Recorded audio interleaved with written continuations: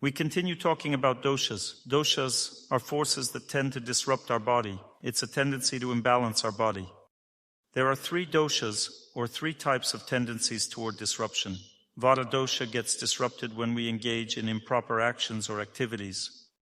There can be activity of the mind, activity of intelligence, and activity of the soul.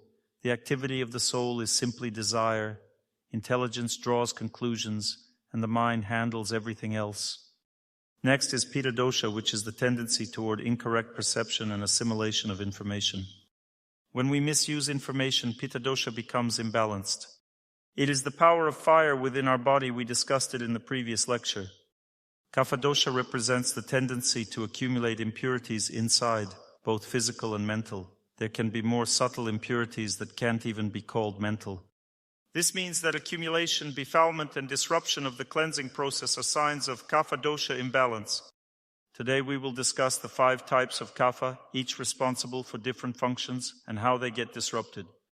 We will also explore the role of Kapha in our body as a whole and how to get rid of these problems. Kapha dosha is primarily responsible for protecting the body, supporting reproductive functions and producing offsprings, maintaining the connections between various organs, and so on.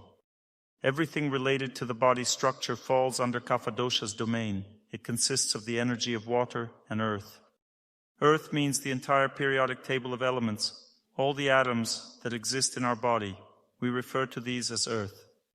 This term also denotes the subtle energy of the earth. The subtle energy of the earth is the force that structures everything.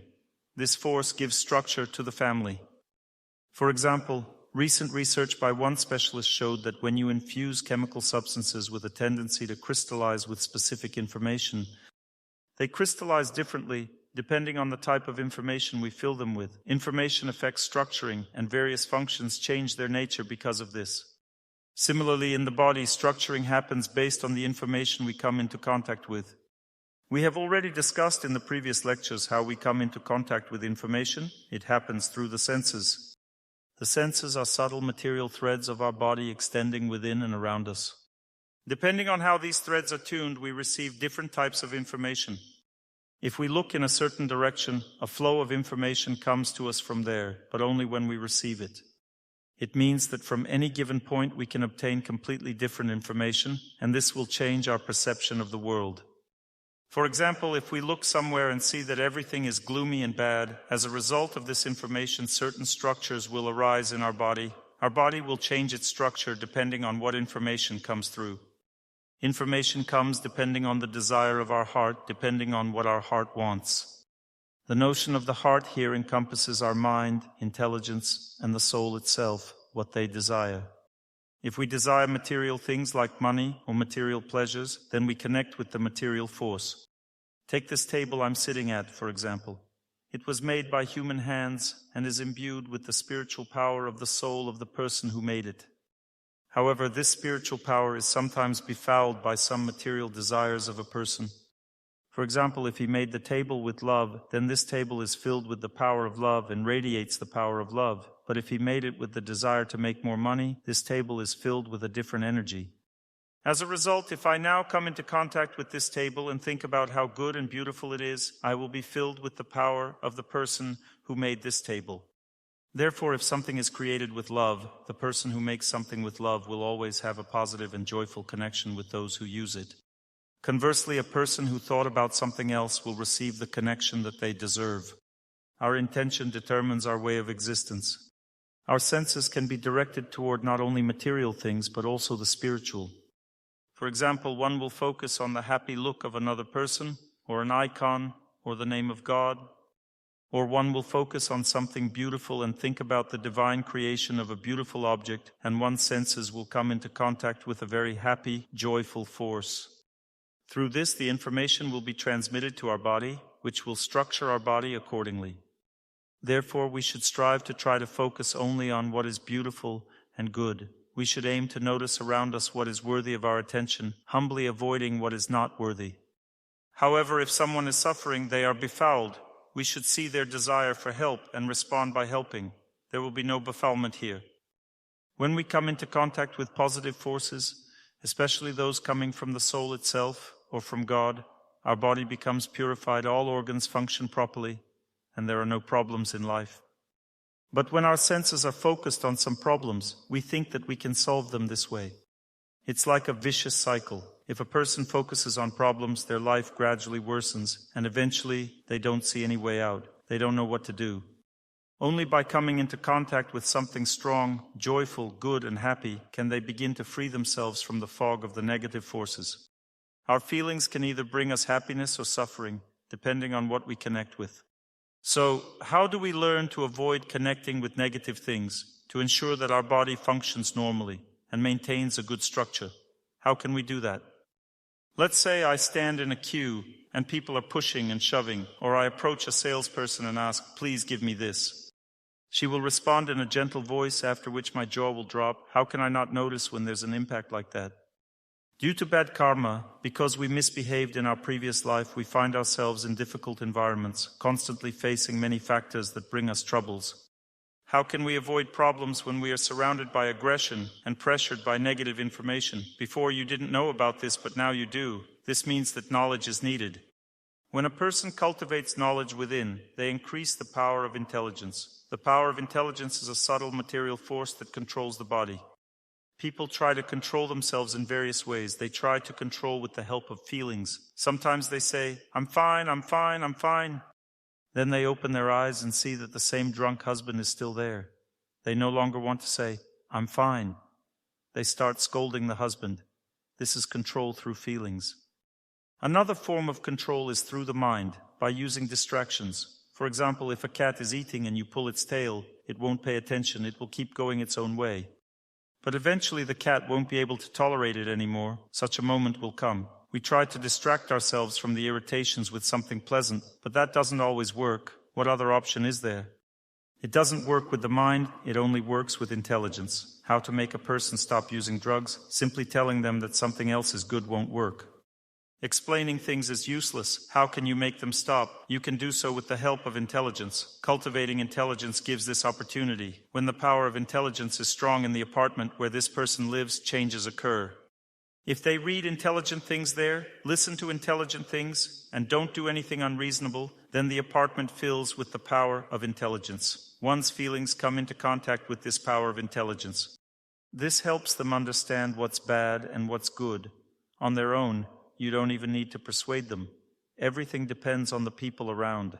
The power of intelligence naturally brings clarity. A person doesn't need to be convinced. We need to understand the most important thing. We are not the masters of our feelings, our mind, or our body. Who thinks they own their own body? Then why are you unhappy? Everyone wants to be happy. We want to possess our body, but we can't.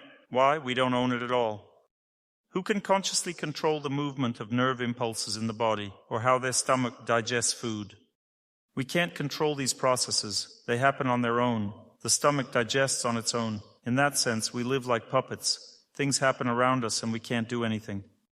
However, there is one thing we can control, and this changes everything in our life. We can control where our feelings are directed with the help of our intelligence. Intelligence guides us. Don't look there, look here. Don't do this, do that. But if your intelligence tells you not to do something and you still do it, it means your intelligence is weak. It needs to be strengthened, it needs to become strong, so that when it gives guidance, you follow it and immediately want to do things as you should. To do this, you need to constantly be imbued with the power of honest, sincere, deep, and true information. It is found in spiritual books. You need to read every day, so that your intelligence absorbs the power of knowledge on how to act correctly. Then our feelings won't mislead you by saying, "Go there, go, you like it more there." Don't listen to anyone, everything is fine. Buy some sausage. For the last time, Dr. Torsunov won't know. Skip the appointment today, go tomorrow. Eat some sausage today, go tomorrow. This means that feelings overpower the mind, and intelligence can't do anything because it's weak, leading to suffering. When weightlifters build their muscles, their body becomes strong. Try messing with a weightlifter. They'll raise their arm and you'll hang from it. We have unnecessary desires that cause suffering and illness. We don't say or eat what we should. This leads to suffering and illnesses, broken relationships, and our bodies falling apart. Intelligence must be strong like a weightlifter. It must lift the desire with one hand, hold it firmly and say, "Still craving that cake in the evening?" Or not. The desire struggles. I want, I want, I want. How much longer will you want? When you can control yourself with intelligence, there will be no disturbance of the Kapha dosha in your body. Befoulment won't infiltrate your system because all feelings will be directed towards purity. But as soon as even one feeling is filled with impurity, you start craving something else. Say you had a hard day and you want to watch an action movie on TV. There's shooting, killing, very good feelings, emotions and violence. The main hero always wins. When you watch it, you feel good because everything's fine. Everyone's been shot, everything's normal, and there's a lot of money involved. We relate to the story. Do you know why? We imbue the TV with our feelings.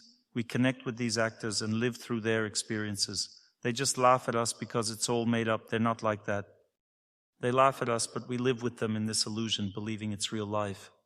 If you ever watch 3D movies where a train is crushing someone and coming towards you, you instinctively bend down because you're already there. You have imbued the TV or this screen with your feelings. We bend down, being afraid of the train. Although it doesn't exist, it's just a flicker of frames, beams of light, flickering. It doesn't exist at all. But we honestly think that it is there. Similarly, someone without knowledge thinks that suffering is real because they have been drawn to unnecessary things and don't have the knowledge of how to get rid of it. We will systematically dismantle and destroy all your suffering concepts. You will realize that there is no suffering, that suffering is an illusion. All you need is the right attitude towards life. You need to have the right attitude toward everything, then you get rid of suffering and find happiness. This is very difficult to understand because we are used to the opposite, but it's true. Gradually you will learn all about it. So what kind of befoulment can accumulate in our bodies? There is Kapha dosha, and the first subdivision is Kladaka, moistening. It is responsible for moistening and softening the food we swallow, helping digestion. It is also responsible for moistening joints and other organ surfaces, including the heart. All types of moistening are precisely the force that gives us the ability to avoid pain caused by dryness, because water has that nature. It carries prana. Do you know that water carries prana? It is filled with prana, or with destructive energy, which is why everyone charges water. Why don't they charge something else like they charge water? Everyone wants to charge water because once charged, it immediately fills the body with prana, as all nerve impulses move in an aqueous environment. You know that nerves are made of water, of a solution, and even hormonal functions move through the blood, which is an aqueous medium. This aqueous environment can be either clean or dirty. Depending on what our senses come into contact with, we can absorb impurities either from external sources or from our mind. Do you know how we get filled with impurities from our mind? One has a habit of thinking about something negative, connecting through the mind with various bad objects, befouling themselves strongly every day. From this, severe diseases develop. For example, thinking that Vasily Ivanovich is bad, he offended me, can spin in your head like a tape recording on repeat. As a result, befoulment of certain organs in the body occurs and we become sick. What does moistening suffer from? What brings dryness to the organs, making joints ache and the discs in the spine wear out? Why is there no moisture? Yes, you already know, from mental impurities. Well done, everyone understood this. So moistening gets disrupted because drying happens, and some people can even become dry themselves. Dry means that they have a tendency to make efforts, but without tenderness or kindness. Their efforts are very rough, harsh, cold, and uncompromising. For example, a father might harshly tell his son, "You didn't do your lessons today." The son replies, "No, I didn't." In response, the father says, in an uncompromising voice, "Sit down and study." The child obeys, sits down, and studies. Then the father nags, "Study properly." He keeps bothering the child all the time. What happens as a result? The father develops osteochondrosis. He dries up. Meanwhile, the child might treat his father gently, thinking, "Dad is good, he's just a little tired from work." He can accept everything humbly. Because it's the father's duty to look after his son, and the son's duty to obey his father. Duty is what is prescribed to us by fate. So if a father raises his child poorly, it's half the trouble. But if he doesn't raise his child at all, it's a disaster. Likewise, if a son obeys poorly, it's half the trouble. If he doesn't obey at all, it's a disaster. So if the son obeys, and the father is bad, the son still grows up to be good. But if the father doesn't raise him, the son might find someone else to listen to. He can find another person to raise him. That means we don't depend solely on external circumstances. We depend most of all on our desires, what we want from life. Of course, there are circumstances that affect us, but we can rise above them. So dryness, we must get away from it. What causes dryness? Dryness comes from anger and from the lack of desire to see spiritual particles in front of us, that is, in those around us. We only see our duty. A man says, I must do something bad to this person, and he is not loved for this. Yet in reality, we can punish if necessary, but still treat the person kindly. It happens sometimes that punishment is prescribed. Then, if a person is an administrator, they have to punish, or else everyone will become lazy. If a person is to be punished, they should be punished. The one being punished should accept it calmly and humbly, then they will not get sick. Dryness arises from not wanting to understand that there is no evil outside of us. We don't want to understand this. We think the evil is all around us outside, blaming others for my bad fate. But all evil comes from within, from our hearts. We have discussed how this happens many times. A person doesn't feel love in their heart, feels dryness, and desires love, but doesn't know how to achieve it. They don't realize they simply need to overcome the emotional dryness in their heart, and all they have to do is ask God to make them kind. God will satisfy their desire and make them kind. We should ask, there is emotional dryness in our heart, and with the power of it, we make all relationships emotionally dry. When we look at a person, a force emanates from our heart that makes them treat us cold and dry from the very first moment. As soon as we look at someone, if we have emotional dryness toward people in our heart, everyone will treat us poorly. And we will think they are bad. We will think that everyone around us is bad because we only see indifferent, cold faces. Therefore, everything depends on the purity of our heart. The evil is within. Once we realize this and treat others kindly, the power of kindness burns away the emotional dryness in our hearts, irrigating everything with prana. Dryness is an evil fire that burns away our prana in the body. Prana is the energy found in water. It's also in the air, in the subtle air. Prana in water nourishes the tissues of our body, while the air, the subtle air, nourishes our mental activity, the activity of our mind and intelligence, and the activity of our senses. So if we want to be healthy and have a healthy body, we need prana in the body and no dryness in our system. This is only possible in one case, if we overcome emotional dryness toward others within ourselves. We should not be callous, we should be caring, sympathetic, kind, and agreeable. Agreeable means being humble, but what does it mean to be humble? How to become humble? A humble person never gets angry because no one can irritate them. There are simply no circumstances that can irritate such a person. It's actually very simple to become humble.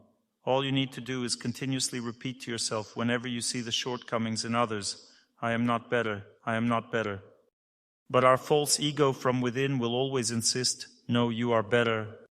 We should say, I am not better. And why are we not better? How can intelligence control this situation? It can be explained quite simply.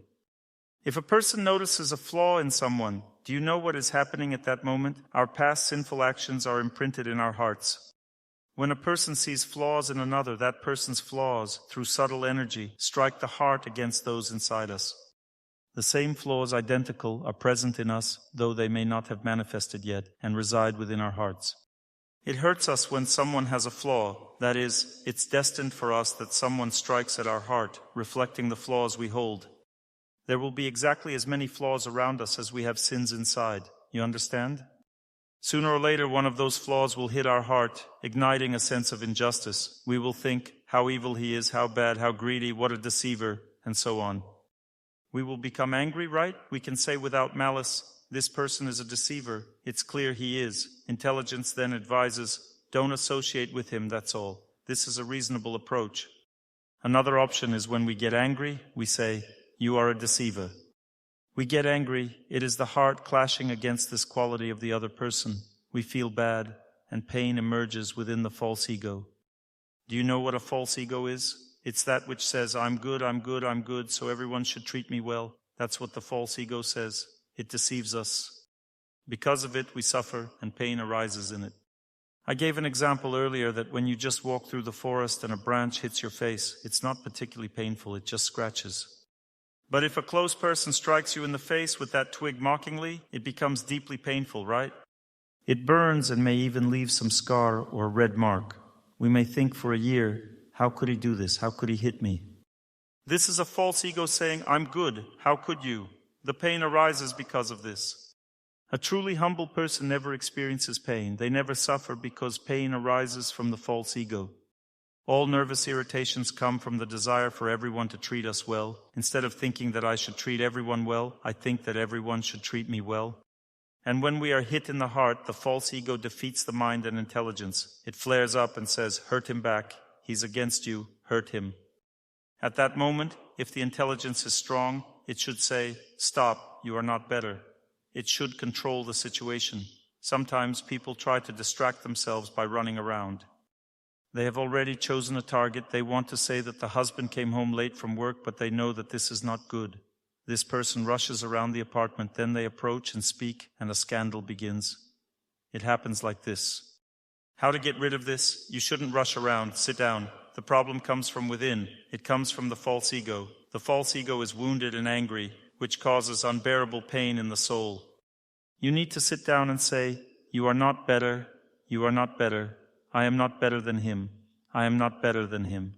Your intelligence should assert this very firmly. Why does the mind ask then, but why? Why am I not better? He came home late from work. That's when we explain to the mind and feelings saying, if you saw this flow in him, it means it collided with the dirt in your heart. It means in the past you acted the same way. That's why you are responsible for it now and suffering. Nothing is unfair. And the person calms down immediately. This is the only way of self-control. Everything becomes easy, good, and calm. That's how it works. Do you understand how to control this?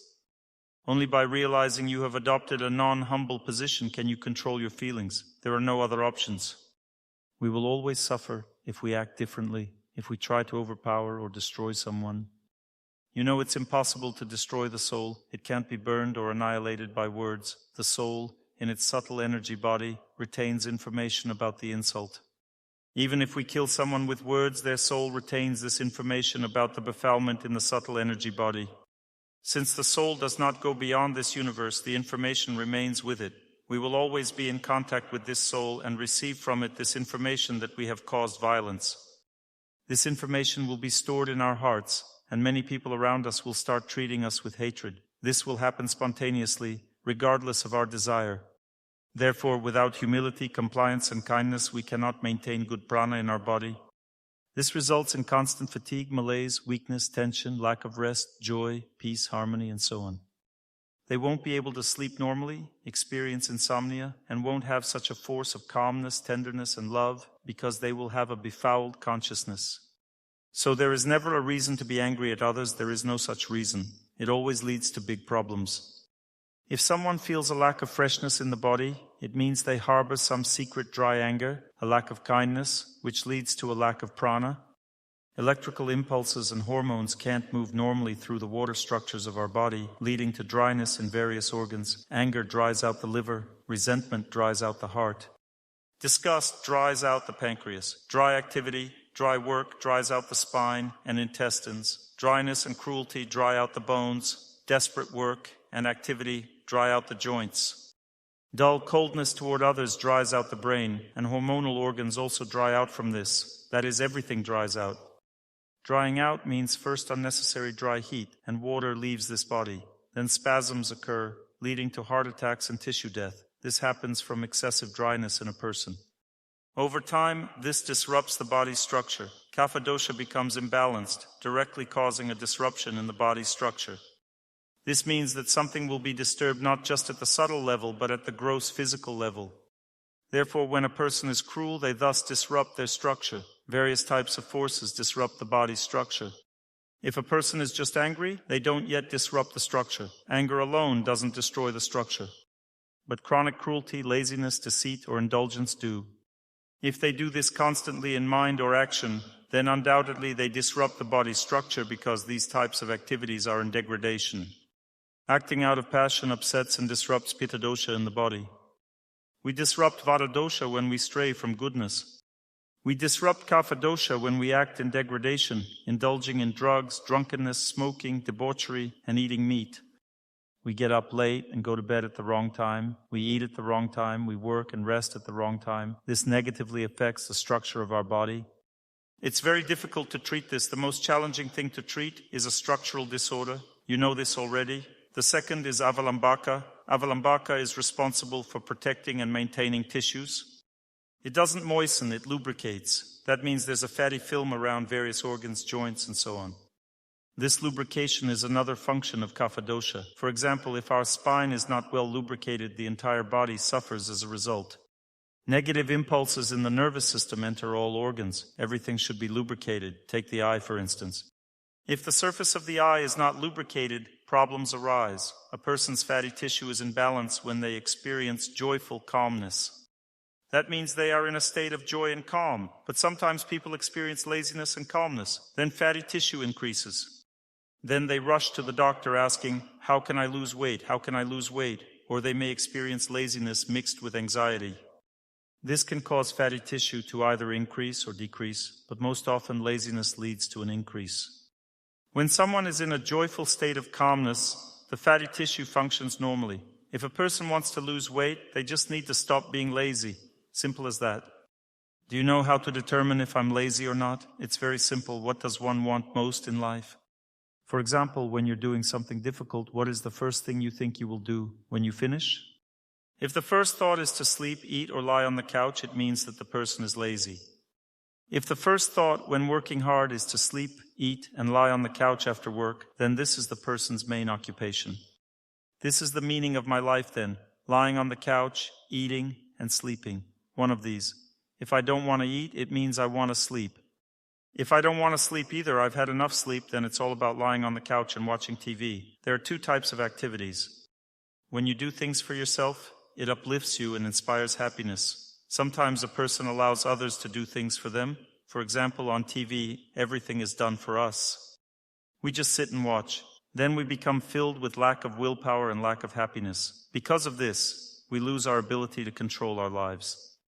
The TV starts to control our lives. We return home from work convulsively, feeling extremely irritated because we can't change anything in our lives.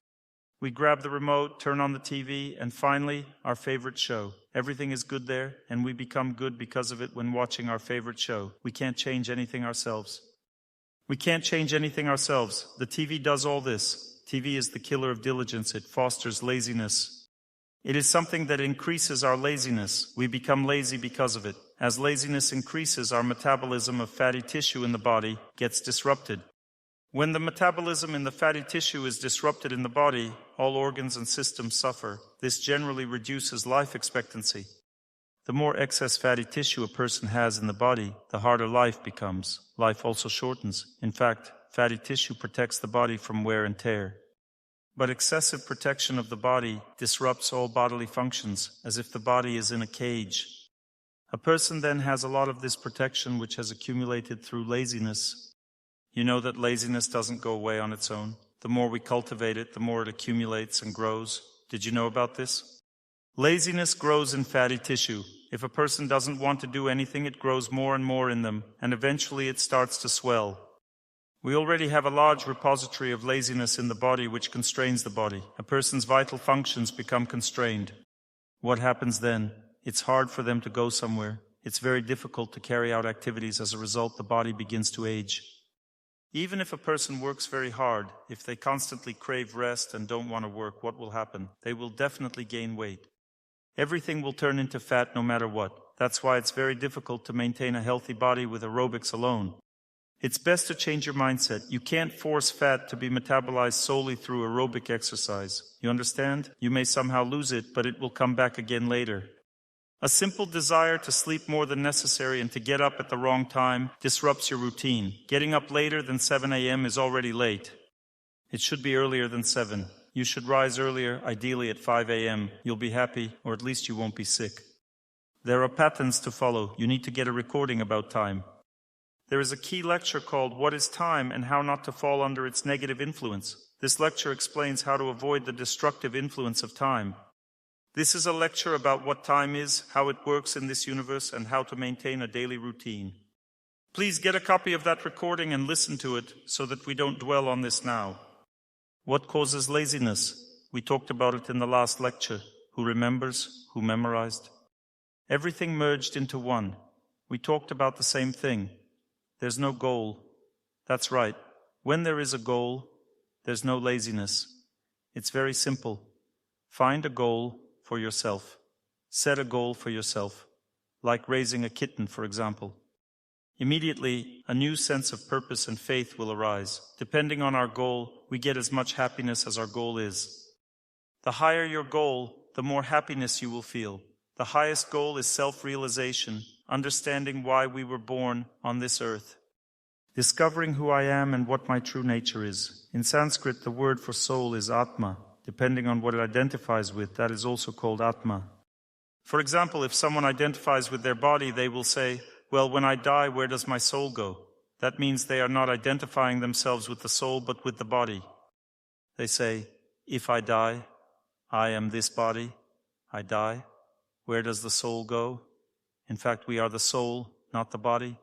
That means we go somewhere, and the body is simply no longer needed, that's all. It has served its purpose. Would you ride in an old broken-down car that creaks and rattles? Find some old Pobeda car and say, it's my Pobeda, I don't want to buy a new one? No. You have enough money. New cars are also available. They're already waiting in the store. But there's great love for this old broken-down, shabby one. It shakes and creaks. It can't even drive anymore. You start the engine, and it stands there making noises. Boo, boo, boo. That's it. No, I won't leave my old car. What causes this? It stems from excessive attachment to the body, you understand? We think we shouldn't die. We feel the need to keep shaking and walking. Why this excessive attachment? It's because we don't realize that the soul is eternal. Therefore, there's no need to fear death. What's the problem if the soul is eternal? How to prove that it's eternal? It's difficult. For this, we need to study, right? It doesn't prove itself automatically. Instead, the opposite seems to be true. We are placed in material conditions and everything around is falling apart. Right? And you think, where is eternity in all this? There's nothing eternal here, and I'm not eternal either. I will die. I will cease to exist. If you ask a small child, ask your little children today, will you die? They will say, no.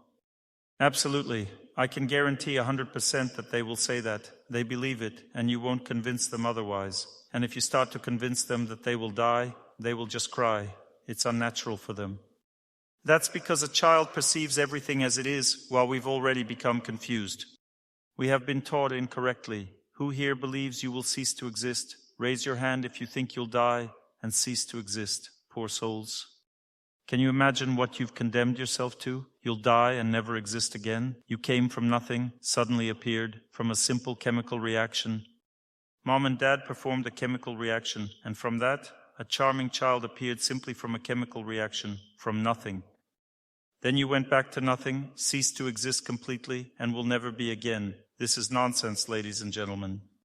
How can one believe this? Who believes in this? Those who believe bring a photo of a deceased relative. How can you describe a person's character from a photograph? There are two options. The first option is physiognomy, lines on the face. I don't do this because I determine things through hearing. What kind of know-me can it be if you are talking on the phone with a weak voice, sometimes almost inaudible? I have to determine character even over the phone. Who called me and I told them about their diseases? There are such people, several people got through. The point is that it's the same with a photograph, but for a deceased person. Why do I describe the character? Because there's a connection between the photograph and the fact that the person continues to live. You need to understand this. You don't need to search for them. You just need to remember. The character traits are the same, but the body is different depending on new desires. The character traits they had when they died are the same in the next life. They are exactly the same. Do you know that you've already changed your body hundreds of times in this life? Why don't you think about that? You think you're still living in the same body? Look, your body used to be different. It squealed, screamed, and wet the bed. Now this body is 10 times bigger, yet you consider yourself the same body? It has changed. Every cell in the body is replaced over 7 years. Even DNA cells change over 7 years. The body is completely different, composed of new material elements. So, have I become a different person? No, I am the same, just in a different body. Cut off an arm, I remain. Cut off a leg, I remain. Put in an artificial heart, I remain. If half of the head is cut off as a result of an accident, and if a person can still think, they say, I am Vasya Petrov. The I remained. The I exists. Even if you remove the other half, the I is still there. No matter what you remove, the I remains. So I am not the body. It's simple, right? If I always remain, no matter what you remove, I remain, then I am not the body. See how simple it all is? but you thought otherwise. Not always, and in different ways. We'll talk about this more later. When a person is honest, compassionate, fair, not lazy and considerate, all the tissues of their body are well lubricated. Baddhaka is the third function responsible for the sense of taste. When we recognize taste in something, that's baddhaka.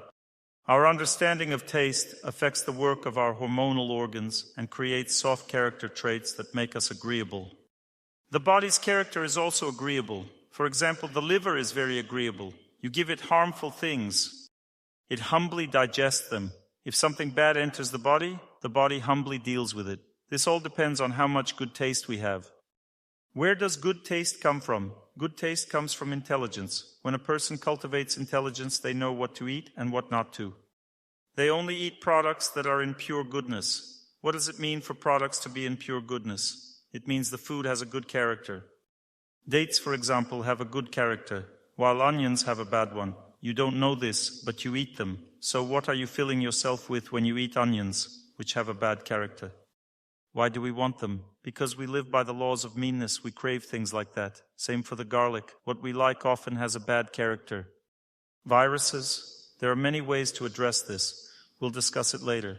But onions destroy not only viruses. When we discussed the Vata dosha, we said that energy moves downward and upward. Different foods, which we will discuss in more detail in future lectures, cause energy to either move upward or downward. If a person eats onions, energy moves downward and lust increases. They start behaving like an animal, thinking only about sex, nothing else interests them. A dog thinks the same way. So how is it different from us then? How are we different from a dog then? It means we'll be born as a dog in the next life. If we're no different from a dog, we'll be born as one in the next life. It all depends on desires. Animal desires lead to an animal birth, human desires to a human birth. Divine desires take you out of the material world entirely, to be born in a place of eternal happiness. We must learn to have good taste. To have good taste means associating with good people, listening to good information, eating good food, and working well with taste.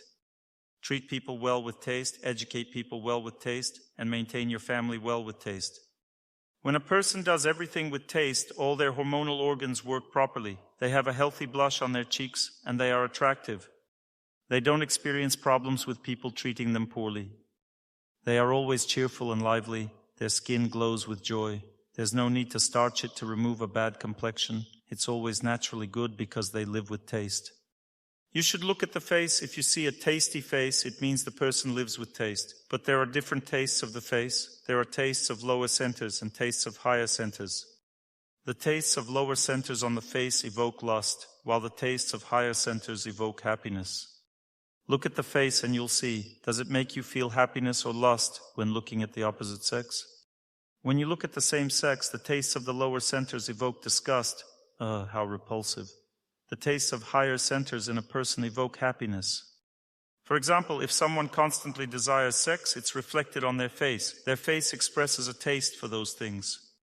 People who are attuned to that will recognize it. They will develop the same inclinations. When people look at those who have a taste for happiness, joy, beauty, kindness, honesty, and all the good qualities reflected in the face, they become filled with the same. Everyone feels good because of this. Do you understand now? When it's onions, lust intensifies. Energy moves downward. How about mushrooms? A bit better. There are many foods in pure goodness. Very many. You can make yourself tasty food simply fantastic. It will cultivate good qualities and a person will not get sick. The person will not get sick. There are different approaches to diet. Some people think that to be healthy, you need to restrict yourself in everything. You shouldn't eat anything. Eat everything separately, one thing or another, never mix them. This comes from the idea that asceticism practice, torturing the body, brings happiness. People think they need to lose weight to avoid getting sick. They believe in fasting, not drinking, not eating, and torturing themselves. They say you should only eat separately and the food shouldn't be tasty. Such a person gradually dries up. Since the soul tends to enjoy, eventually this person watches how others eat without separating their food, and he gives in. He sits down and overeats, thinking, tomorrow I'll go back to eating separately. It's hard for him. It's terrible, let's say, to eat just rice or just potatoes, you understand? He divides everything, but there's nothing like this in the Vedas. It's all made up. According to the Vedas, there's a way to eat in pure goodness. This means that you need to take spices and products in pure goodness, prepare them, and eat them. And what's the result? When you've eaten properly, what's the result? When you leave the table after a good meal, you fall laughing, rolling on the floor. At our center, where you come for treatment, why do we set aside some time after eating before accepting patients? Because laughter bursts out immediately. We are rolling on the floor, finding everything funny. Someone shows a finger, and that's enough. Then it all calms down, and everything's normal. We can start seeing patients. Otherwise, patients will come, and it's very funny. What's good about that? They'll think, I'm sad, I'm sick, and you're laughing, you must be too healthy.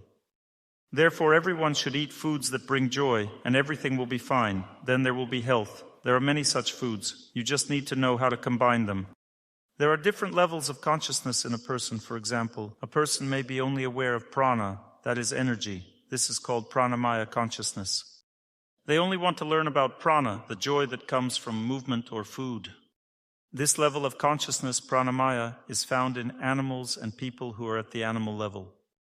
They are only interested in how to cook food or how to do exercises, like aerobics, 1, 2, 1, 2, enjoying this body of theirs. This is the pranamaya level when a person gets joy from food and their body. This is also an animal level. When a dog wags its tail, it's doing the same thing, the same aerobics. There's no difference. The next level of consciousness is consciousness at the manamaya level, at the level of the mind. Then a person seeks subtle enjoyment of the senses, such as music, dancing, and so on. This is a higher level. This also includes painting, pictures, and beauty. All of this is very good. It makes a person healthy and happy. But there is a higher level, vijnanamaya, the level of intelligence. Here, a person enjoys truth. They feel great love for truth, for what holds real power. All of you possess this level because you came here and are listening about what is truth, what comes from the Vedas, and you are filled with happiness. I see such happiness in all your eyes. I see how you become filled with knowledge. That means you are people possessing the highest consciousness in this city. Congratulations. The next level is Anandamaya. This is the highest level. At this level, a person is liberated from this material world and goes to the spiritual world. This means that a person possesses absolute happiness. They have already learned everything and are filled with happiness because they no longer have a reason to look at suffering. They are sinless. They don't come into contact with bad forces at all and see only purity and beauty in everything. If a bad person approaches them, they are illuminated by this power. For example, if a bad person approaches a holy person, the bad person becomes illuminated by this power. They think, only this person understands me, and they become filled with happiness. And they think, this is my happiness, I feel happiness coming from within me. But when they leave, they encounter others and say, I don't feel happiness because they are bad. When they approach a holy person, they think, I feel happiness because he is good. So everyone around becomes filled with happiness and everything becomes illuminated with joy and happiness. Do you know if such things happen? You should look for such people. For example, Sergius of Radonej and Seraphim of Sarov were like this in Russia. There were many others. People from all over Russia came just to see them. When they saw such a person, they were filled with happiness. There are such women too. There were many such women and men. Therefore, we must understand that it's very good to cultivate intelligence, to be filled with the power of intelligence, and to understand what true happiness is. The whole family will be fine. All loved ones will be fine. Children will raise themselves. No effort will be needed. They will strive for good naturally. The power of intelligence will be cultivated in the family. All bodily functions will work properly, and a person will flourish until death. We'll still have to die. We won't live forever. But even in old age, a person's eyes can shine with joy and radiate happiness. They are as bright, joyful, and happy as a child's. Have you seen such elderly people? It means the person is already wise. They have gained this power, and one should go to them for advice. How to determine if a person is wise or not? If a person has lived to be 90 years old, it means they are wise, because those who die earlier simply cannot cope with life, even if they have a great life force. They did a lot of good deeds in their past life. They should have a long life, but still, if a person lives this life badly, they cannot live to the age of 90. Most often, these are religious people. They believe in God. If you tell them, I'm bad, I am a sinner, they will answer, well, it's okay, son, everything will be fine. Such a person will comfort you. He won't get angry or scold you. However, some people live to be 90 but lose their minds. You understand? I refer only to those who have a bright, clear gaze, not those who are no longer aware. Because it's not life when a person lives 20 years without reason. He has no mind, no intelligence, nothing. He mumbles something, doesn't understand anything. Those who live with clear consciousness until 90 are considered holy. You should go to them for advice. That's why there were elders in the past. People knew that those who live long possess intelligence. Sinlessness, knowledge, and harmony allow a person to have good badaka and all their hormonal functions work well. Arpaka is the fourth quality. It is associated with the proper functioning of our organs. It happens that organs work weakly or excessively strongly. That means they work incorrectly. Do you know why they work incorrectly? This imbalance does not come from poor environmental conditions, but because there is no satisfaction in life. This arpaka maintains everything in a state of satisfaction. Satisfaction comes from the fact that a person is either achieving their goal or is on the path to it. However, if the goal is bad or incorrect, there will be no satisfaction. If the goal is spiritual or high, it means there will be more satisfaction in life. If a person lives through a day thinking, "What have I done today for my goal?" and sees that the answer is nothing, there's no satisfaction. It means their organs will function poorly and disorders will arise. For example, what causes heart rhythm problems like arrhythmia? It comes from a feeling of internal rigidity, meaning the person is very rigid or tense inside, constrained. Why does this rigidity happen? Because they are constantly in conflict with everything. Achieving one's goal is only possible through strenuous hard effort. This is the only way to achieve the goal. That's what a man believes. As a result, his heart rhythm suffers. It is fate that says to him, "Look, you will lose your heart if you keep acting like this." The heart flutters, and he can't function at all. He thinks, "I won't go anywhere. I have arrhythmia. I won't do anything. I have arrhythmia." His fate deprives him of the ability to act if his internal actions are dry and cruel.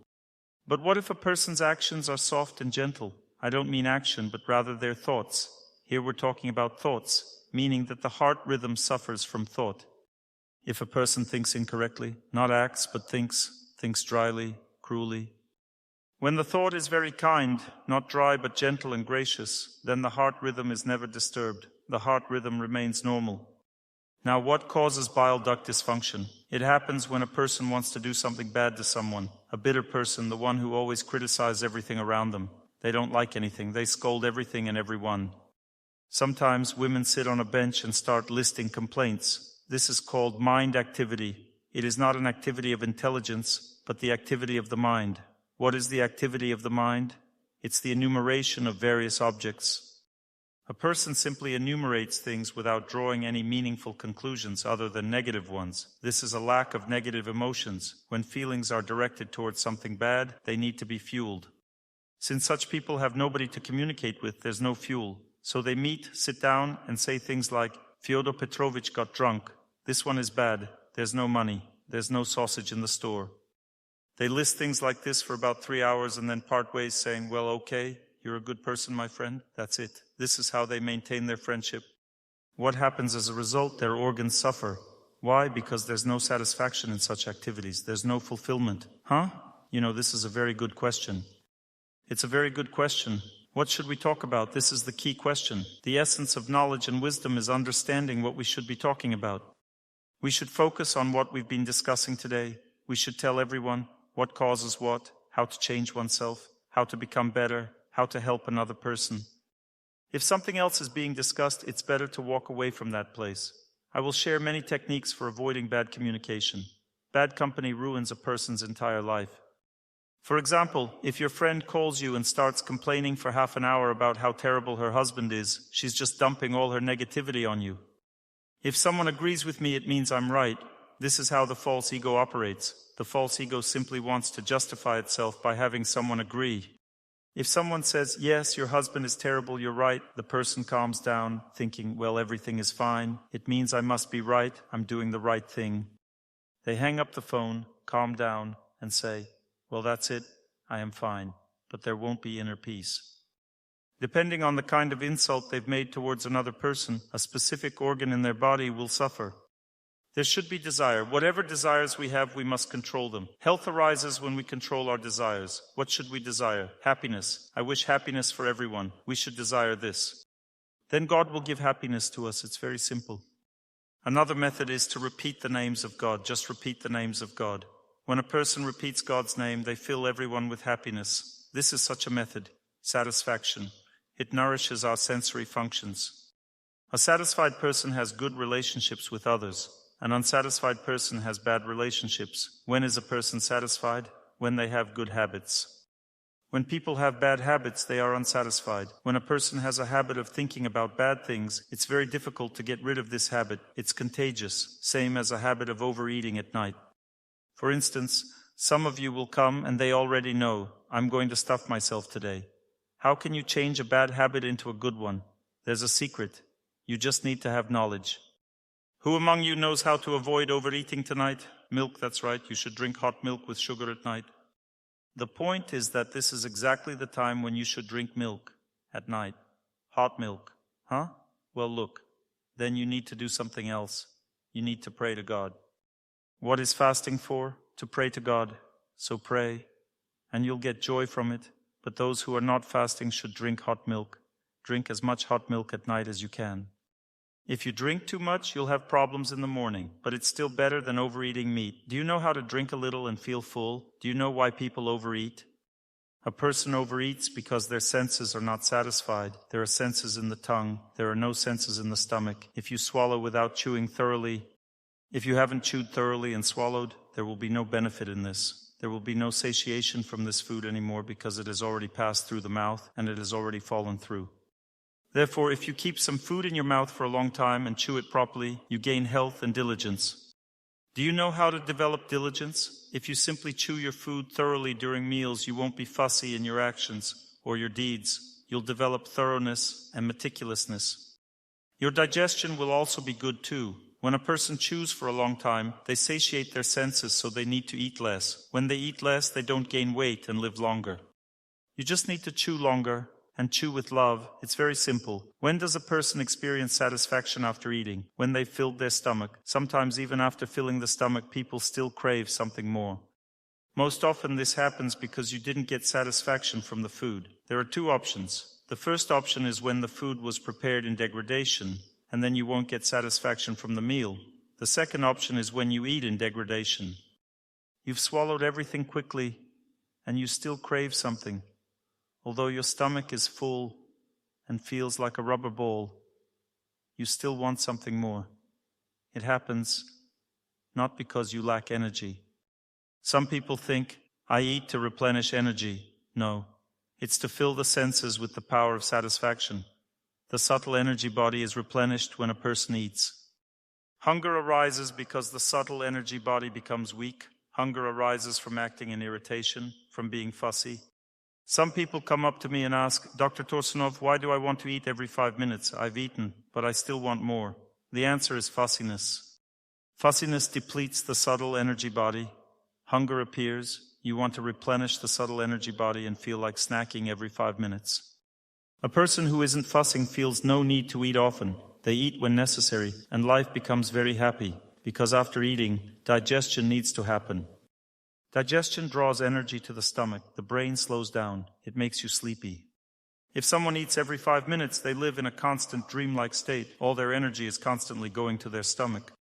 If the organs are unsatisfied, we are unsatisfied. If there is no inner satisfaction, the organs will become unsatisfied too. They get tired quickly, and fatigue sets into the body. The liver can become tired. It stops functioning properly and becomes weak.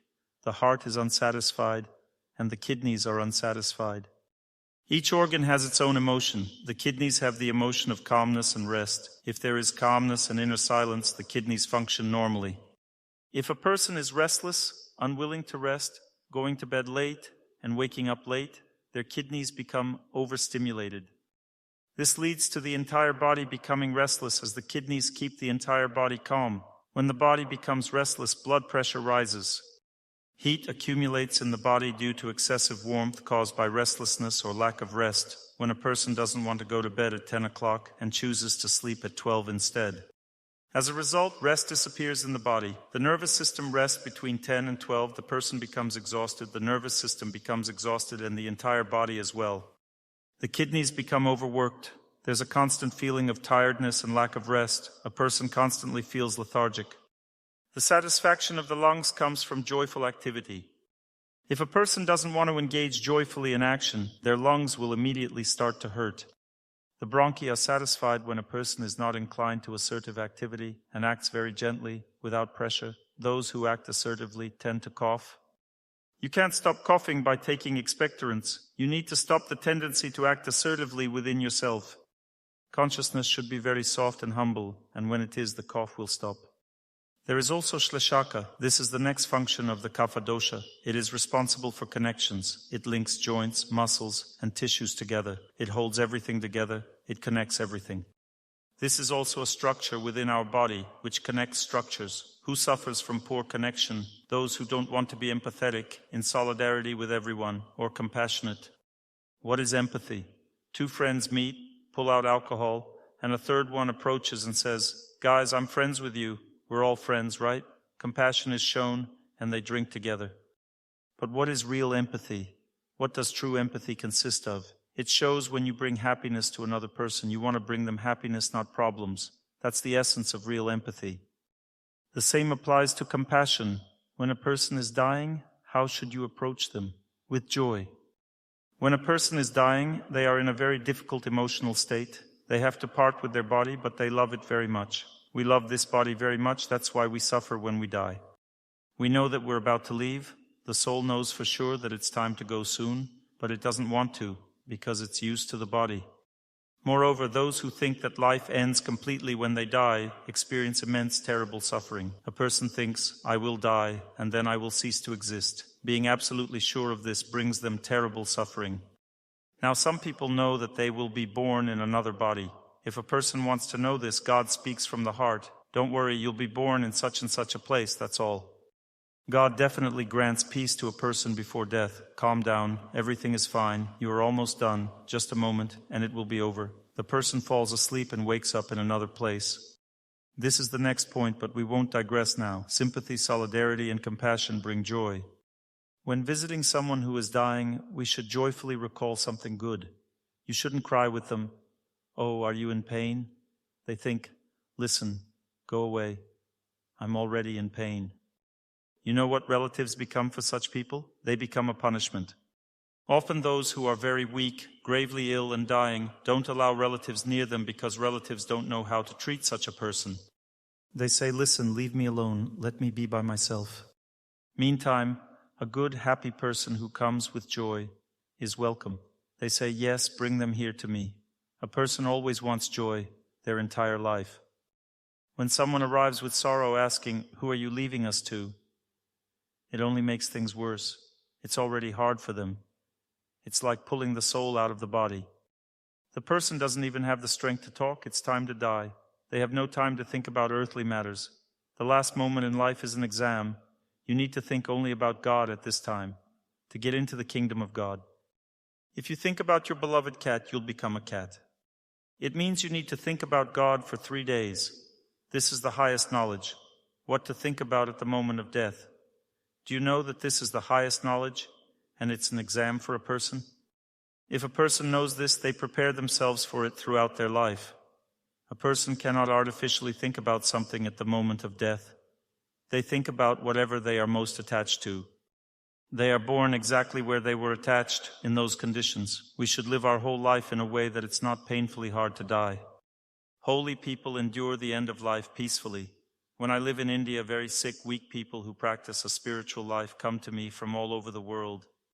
Some come not to be healed but to die, and they die there. It's very favorable to die in a holy place because those who die in a holy place are filled with holy power.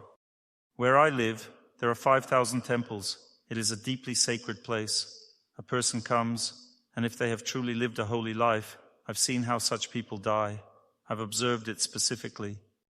They die very peacefully with a smile frozen on their face. I don't have the photo with me right now, but I took pictures. I have photos where, upon death, their faces glow.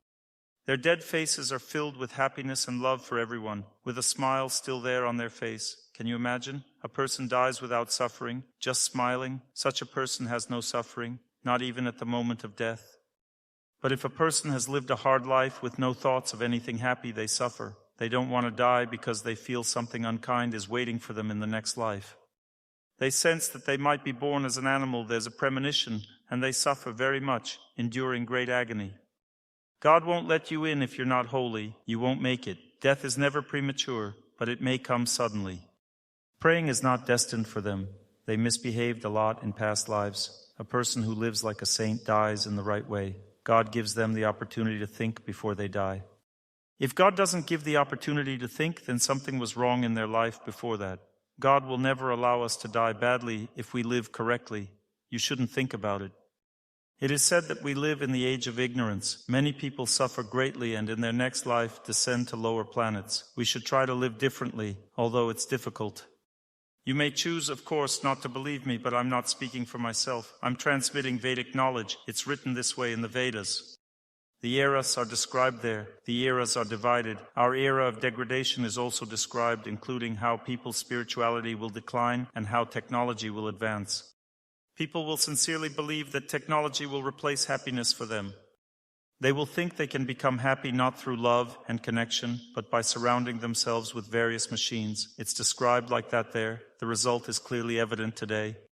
Of course, undoubtedly, even Nostradamus predicted iron logs will fly out of the water and cities and fish will foam from the water. He made such a prediction.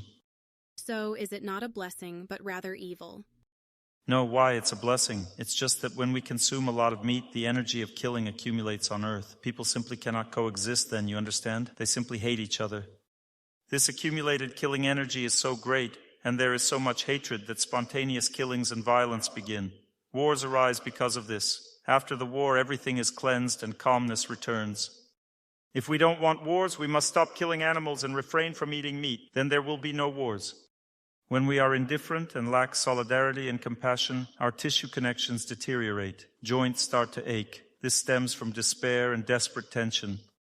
What causes despair? Despair arises from not feeling supported. Why doesn't a person feel supported? Because they don't support anyone. This is why joints start to suffer.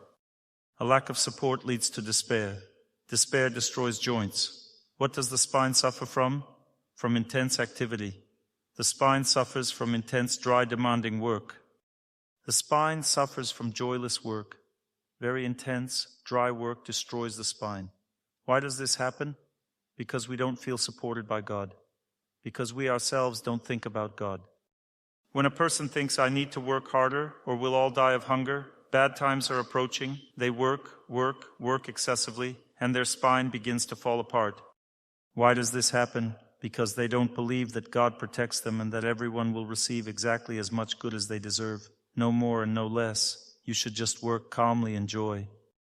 Allocate time for learning, for attending lectures. Then God will grant you the understanding of how to work in pure goodness. When you allocate time, all of you allocated time and came here. You are now learning something and you are changing your life. How? You gain an understanding of where and how to work. When you choose your work correctly in terms of place, timing, and circumstances, you find happiness. When a person works in pure goodness, they always receive as much as they need for life while remaining healthy and happy. If a person doesn't know where to obtain resources, they can't work in pure goodness according to their nature. Your nature determines where you should work. A person is born with a certain inner nature. Each person is born with certain inclinations which guide them in their work. What a person loves to do reflects their true nature. By working in alignment with their nature, they fulfill their life's purpose. God is very satisfied, and they receive what they need because they are suited for that work. Everyone benefits from this. They do it skillfully.